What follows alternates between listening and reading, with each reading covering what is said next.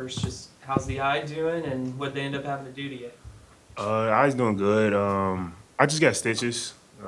Had to get the swelling out, of course, but I mean, I'm good now. Eyesight was fine. Nothing serious. Saw you wearing the spoggles at first, and then you ditched them. Just what was it like wearing them? Had you worn them before? That's my first time ever wearing them, and it just wasn't I couldn't do it. Fair enough. How much has half-court defense kind of been a focus after that game and in practice, and what do you feel like some of the things y'all need to improve on after seeing that game? Half court defense has literally been the focus. Like when we walk in the gym, that's the first thing we continue to talk about. Like basically, like I would say our half court defense is like have some pride in getting a stop.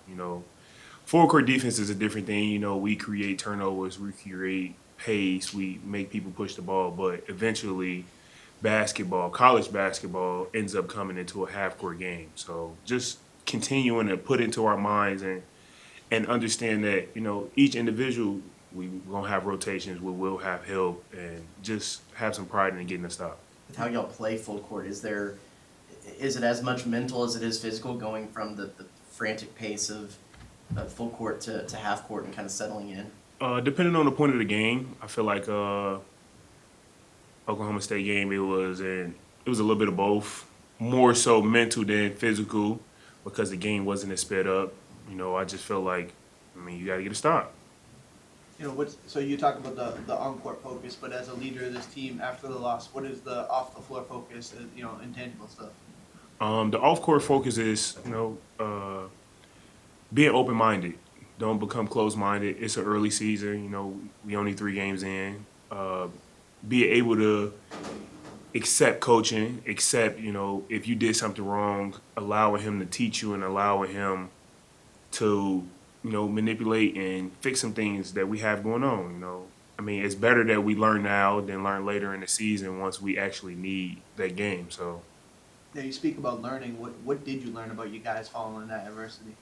we learned that, one play don't determine the whole game. Each play, we need to play each possession, and just take it one play at a time. Like, not try to get everything back in one possession, even defensively. Defensively, we got to understand that we're a team. It's not one person that's going to be perfect. Nobody's perfect. I'm not perfect.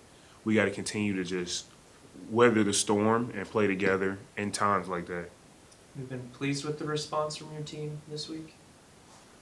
Yeah, of course, but I'm not going to sit here and say we okay with what happened, and just because we went and we had hard practices and we picked it up defensively, that I'm okay with that. No, I want us to roll it over. You got to roll over into games and continue to roll it over into games, and that's when I'll be happy.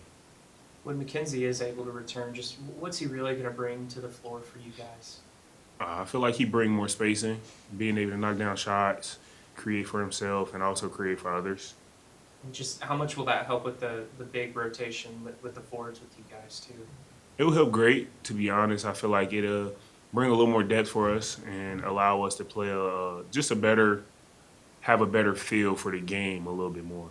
How much does playing a couple of Power 5 opponents here early in the season, especially with the rest of your non-conference schedule, how much do you feel like this is going to help you guys in the long run? They help us tremendously, because going into a conference, of course, one of the best.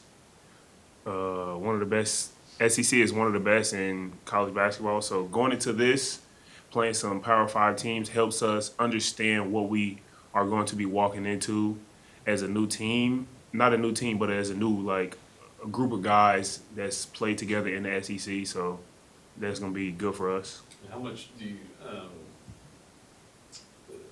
like when shots aren't falling, what's the strength of this team that you feel like you guys are able to rely on in maybe future games if there's a game where your shots aren't falling? Shots not falling, I would say defense. That's something we got to rely on. That's something we're harping on right now. Like, shots not falling, we can't just go and continue to put up shots.